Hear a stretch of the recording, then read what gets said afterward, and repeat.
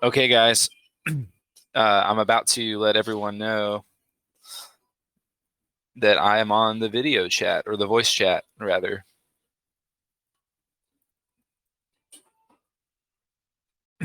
So we're going to get started here in a sec.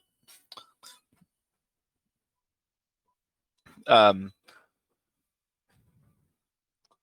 this is really, hey, Wingnut, what's up, dude? I'm recording this just as always to post on YouTube and all the things.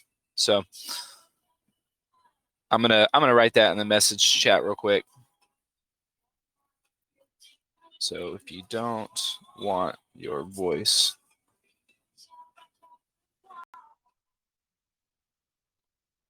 just write.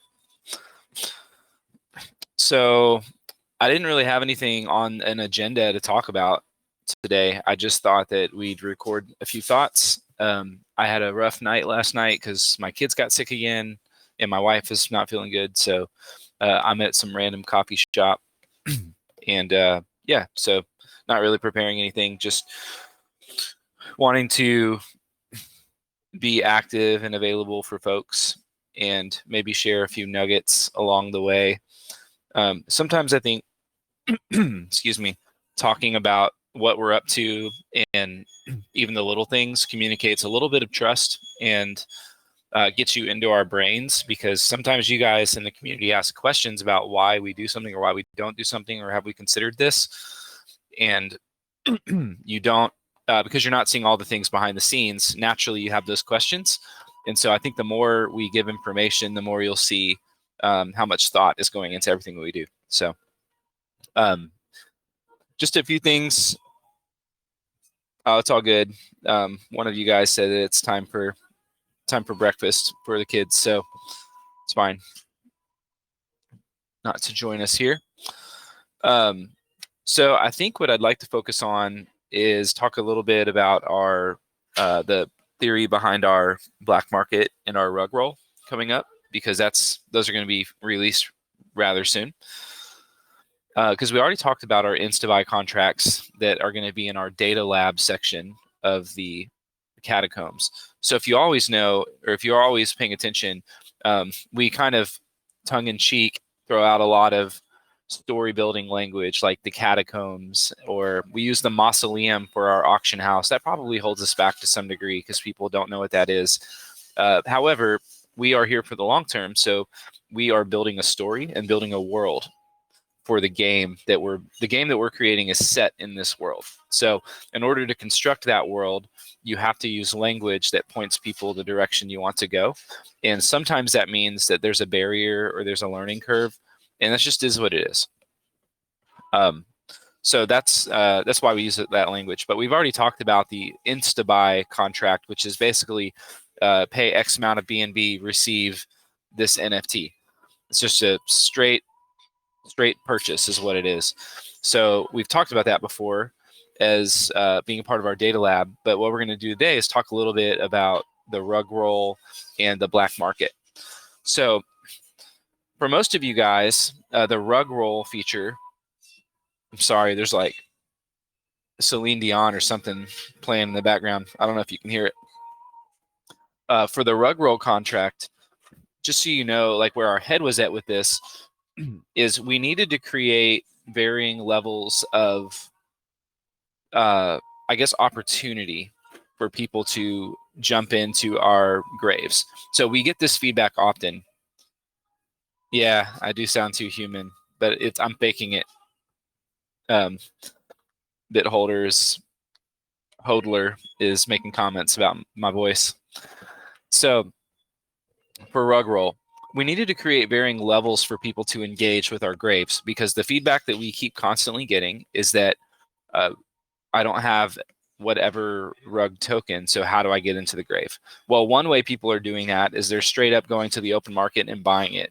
And we're not going to we're not going to stop you. We can't stop you from doing that. However, personally, if you know it's a rug or a scam token and you don't know how to read code and make sure it's safe, like that's just a really risky thing to do. So people that are willing to take that risk are rewarded by actually having access to that grave.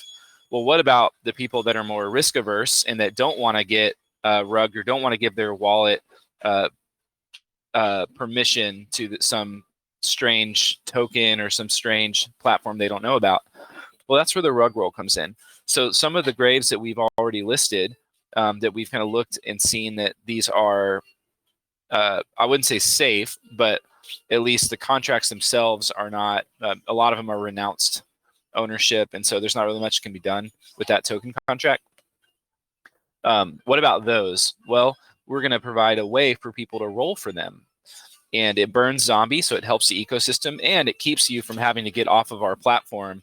So, I mean, it's kind of a gimmicky way of keeping people engaged on the site, I guess. But at the same time, it makes sure that you can be at a project you trust, like ours, in order to get access to these rugs that you don't have. So the trade-off is this, is that it's less risky because you're not going to some Panther Swap or some random strange website, but at the same time, there's no guarantee that you'll get it. Okay, well, what about our black market? Well, I don't even know that we've even, Wingnut, have we even told the community about the black market, or is that just my dropping this for the first time?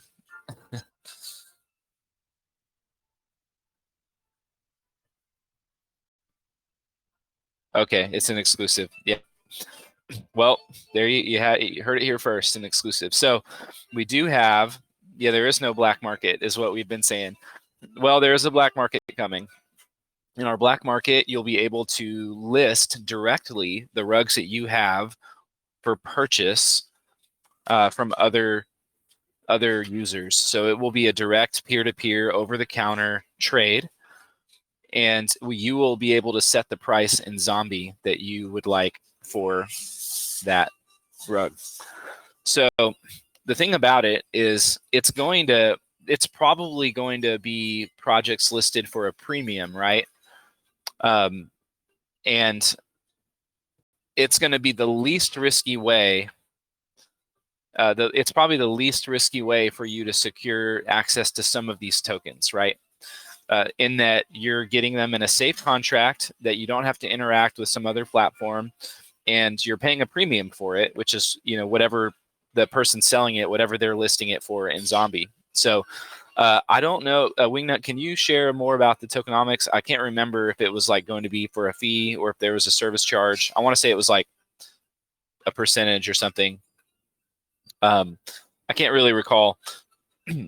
But it's the least risky form of interacting with these different rug pull tokens. And so No Pain is on the right track. I'm getting there next, brother. He said, instead of the rug tokens, you can create chips like at the casinos. People can purchase them to get in the graves. Getting there, brother. So this is the direct swap will allow you to basically, in the least risky manner, securely get these tokens. So there is a configured tax that Wingnut just shared that it gets burned of the zombie, and it's just whatever you paid for the rug token, it's a tax that gets just burned. So you're burning zombie by doing it. But let me get back to No Pain's point here that he mentioned in the chat. The goal eventually, and so not anytime soon, but we don't want you guys interacting with rugs at all. We would prefer not to have to take your actual rug tokens because those are, they're not worth anything. And especially as we get into more kind of dubious ones. So I'm thinking of there was one soon, somebody have to remind me of the name, like Floki, holographic Floki or something like that. And essentially, whenever you try to interact with that contract, it takes 100% tax. So obviously, that's not a safe contract to get to work with. So for rugs like this, and really for any rug pull token, we would prefer you to have a token that is really, really safe. And so the direction that we're moving is to create a series of Z tokens for every single grave that we have, that every grave will require a Z token rather than the actual rug. And there are different ways you can get about that. You can have claim or compensation pools for people that have been rugged by that, where they can claim a certain amount of that token.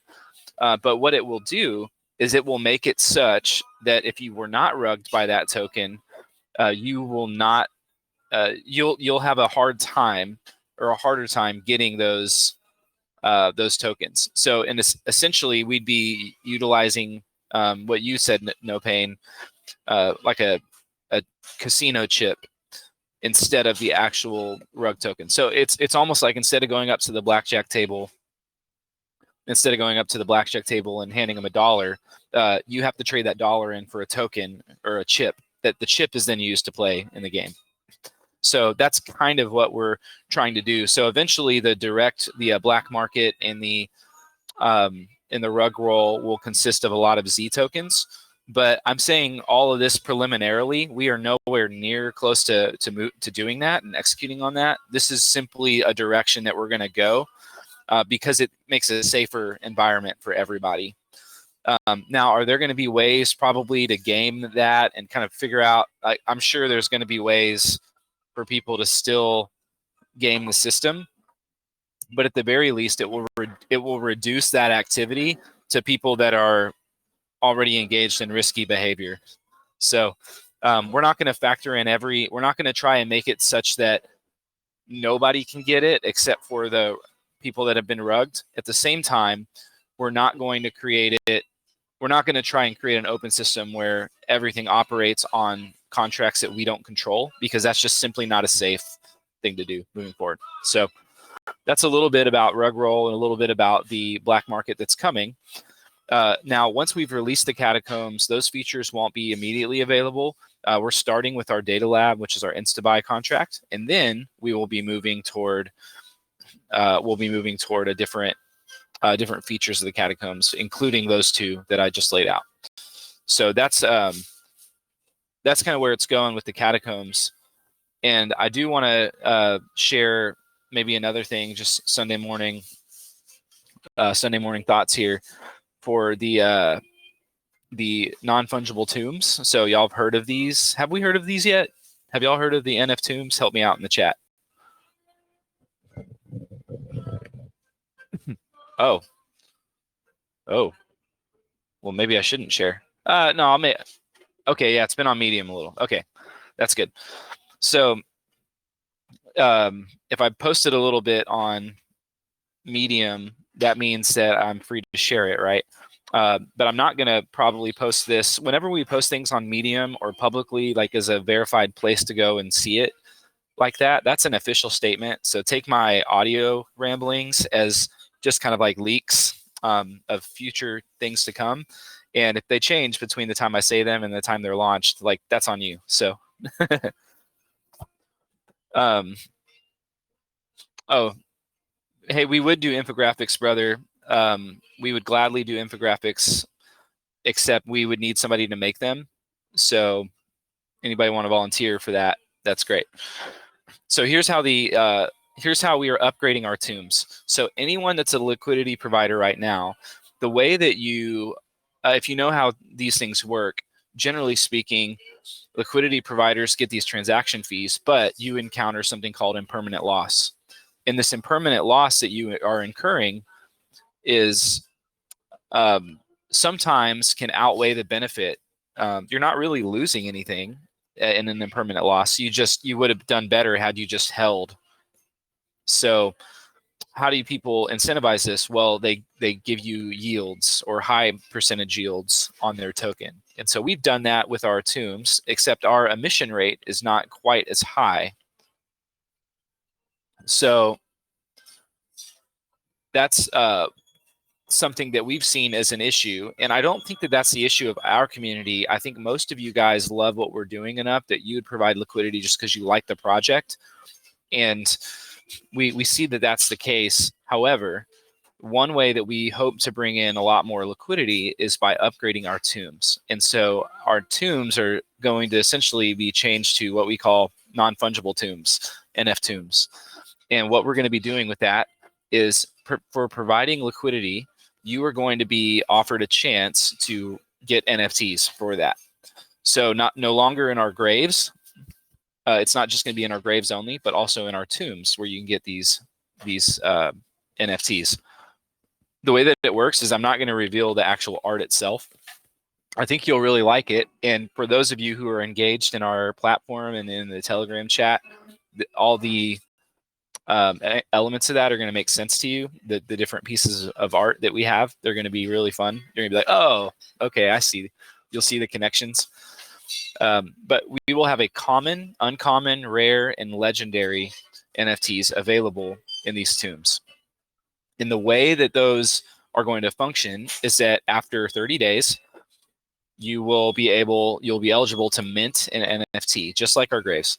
However, it's with a twist. We are using a VRF, a random number generator, essentially, and we are working with a pretty major platform. And all just so you guys know, the NFTs that we'll be using in these are all brand new, except for there's one that we're bringing back, but they are all brand new and can exclusively and only be farmed or mined, whatever you want to say, in the tombs. So that's what we're doing with the NFT. So the more LP that you provide, the higher the chances you have of getting the higher rarity NFTs. So if you're providing the most amount of, up to a limit, if you're providing the most amount of LP, you'll have a pretty much equal shot of getting common, uncommon, rare, or legendary. And within each of those categories, we may even have more than one. So we might even have more than one uncommon NFT in there. We might have more than one legendary NFT in there. So we're going to have all sorts of NFTs that are cycling in and out, and all of them will be exclusive to the tombs. There's only one that won't be. There's only going to be one that you have seen before. The rest of them will be all brand new. And a little bit about why some of our NFTs that we started with, we've since upgraded our NFT contract. However, when we began, like Silverback and Chompers, for example, those NFTs are only, the NFT contract is owned by that specific grave. So we actually cannot bring back those NFTs. We would have to issue a new contract and create a new NFT with that same art, which wouldn't be, we wouldn't want to do that. So a lot of our NFTs are our version 1 NFT contract, which means there's really nothing else we can do. Once those graves are gone, they're gone. So this first season of NFTs that we've minted, that we have, are just, that's it. Once they're done, they're done. And they'll be done within the next month. So yeah, it makes them really exclusive. And we didn't intend, I think that was just more of an oversight. It was like we thought that that's how we would run them. And we didn't think we'd have multifunctionality NFT things in there, but we ended up changing our mind on that. So yeah, this first season, you can look forward to having that Dragon Farm Finance NFT and knowing that there's like you and 100 other people that are going to be, that have access to that. So that's kind of is what it is. All the NFTs that we've had currently, anything that has not been minted yet, and anything that we've released in the last week or two has been our upgraded NFT contract, which means we can do multiple things with them. So there is a possibility for like Chompers version 2, for example, to be thrown somewhere else. But at the same time, we're trying not to break the rarity system that we have. I take a very logical approach to that. I would rather issue what we would call special NFTs rather than a legendary NFT in some other form, because it just seems to break the spirit of what we're doing to call something legendary and then give you like 10 different ways to earn it. It just kind of doesn't make sense. So given that, we are actively looking at trying to figure out the different ways and mechanisms through which you can earn the NFTs. And that seems to be, the tombs seem to be a good way to do that and deepen our liquidity at the same time. I would also mention, as far as liquidity goes, is we have 2 pools right now. We have Ape Swap and we have Pancake Swap. And oh crap, I just watched the guy knock over his coffee on his white shorts. Oh, that's a bummer, dude. Oh, I feel bad for him. He doesn't look angry. It's okay. As far as our tombs go, those are the 2 pools that we have currently, but rumor is we may end up having some more. So one of the questions in the chat is, can we have farms on ApeSwap? I would love to have a farm on ApeSwap. If we could have had a farm on ApeSwap, we would have had that like when we launched. However, most of these bigger projects, they have to see what's in it for them, right? So we don't bring a lot compared to other projects. We don't necessarily right now bring a lot of trading volume, nor do we bring a lot of value locked to their platform. So it doesn't really make sense for them to want to emit a lot of banana, for example, for a project like ours. This is why we joined the build program, is because we wanted to keep growing that partnership so that we could eventually qualify for a farm. And I will say we have had other offers from other dexes to list on their platform with a farm. And so we are actively looking at that.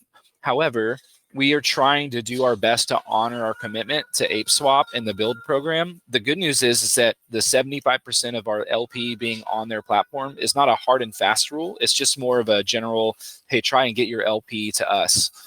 So I think that there's some wiggle room for us to start to look at other dexes in the future. The thing I fear though is that we move to another particular dex that we are talking with, and that all of our LP switches out of the current two positions into this new one. And to me, that would be a huge bummer. What I would hope is that it would just attract new users and some old ones, but that the ones that are in our other tombs would just be adding LP, not breaking their current LP and trying to add it back. So yeah, but we do have plans to get some other dexes involved. So Olive Swap BitHolder says is very good for small cap projects. We'll have to look into it. The thing with dexes is that the smallest ones are generally most open. However, they are the most risky, and we would have to do a lot more due diligence, because it's not that they can't make it, but a lot of these dexes are all trying to do the same thing. And it's just a competition for a percentage of PancakeSwap's market share, to be honest. So that's just hard to, I think it's just really hard for dexes. There are a few that we're talking to that are really strong, and they're doing a lot of really good things in the space. And we've seen they have come up from, the minors to the majors, and we're really excited to work with them. So I think you'll be happy with the next few choices that we have for LP. Okay, so that's the NF tombs. Those things are coming up. One last thing I want to mention, and then I'm just going to end the chat, is I would just want to say we have some really, really exciting things coming up for Burnsgiving, and especially for some marketing things that we're doing that we hope will be rewarding. And just wanted to let you know, like, a little bit into our heads about farming and like the nature of a farming token. When you have emissions that are generated every block like ours, inflation is there. So that's like, you can't get around that. Every farming token or emission token has that. We do boast of a very low emission rate comparatively to all these others, which I think will keep us sustainable over time. However, we do have a range through which we're comfortable, and a range that over which we would want to start being more aggressive about burns. So as we move into Burnsgiving, our hope and what excites me personally is that our token emissions are going to hopefully not outpace the burning that's happening on our platform. That in fact, it'll deflate the supply slightly. Now we're on schedule. We're on a good track for what we're trying to do. But that is, of course, something that I just wanted to mention. Part of the reason of doing Burnsgiving this way is, a lot of projects lock themselves. I knew one that locked their burning mechanism into they locked the burning mechanism into the contract. And so it was automated and they couldn't change it, which is really great. And it seems like a good idea. However, having some both automated and manual ways to burn your supply is always a good idea, because you just don't know what's going to happen. in the future, and we want to be able to adapt and shift whenever it comes to things going on in the market. So when it comes to our burning mechanisms and the supply of our token, Burnsgiving is a way for us to gamify the burning of zombie. And so you guys are going to contribute to that, at least I hope. Some of the things we're doing, like we're going to start with an auction. We're going to have some interesting things with our burn graves that are coming up, and you'll get more info on that soon. We're going to have some really cool data leaks, and there might even be a way to get a completely free NFT through a major partner of ours. So, or not a major partner, but let me just say a major site that we are looking into. So through all of that, we're hoping that it will attract a lot of new users, but it will also burn a large portion of the zombie supply. Because I think we're comfortably in the range that we want to be in right now. But by the end of the year, if the emissions stay on schedule the way that they are, and we didn't do something like Burnsgiving, I would be a little bit more nervous about the total supply of our token. We're not nervous about it at all. We have like plan and backup plans and backup plans to our backup plans and that kind of thing. So we're not like all that worried about it. But we think Burnsgiving will be a really big boost to our token, and people get excited about burns for some reason. Anyways, that's all I got. Maybe if somebody's got a question or two. If not, I'll just close this down, pop it on YouTube.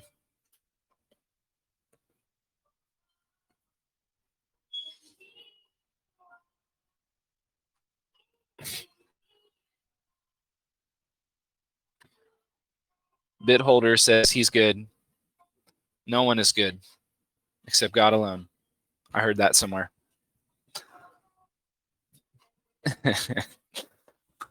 Cool. Well, if there aren't any questions, what we'll do is I'll just shut this down.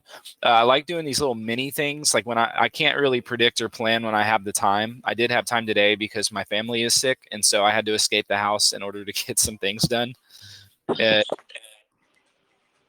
Oh, what's up, Mayor? I think you've unmuted, brother.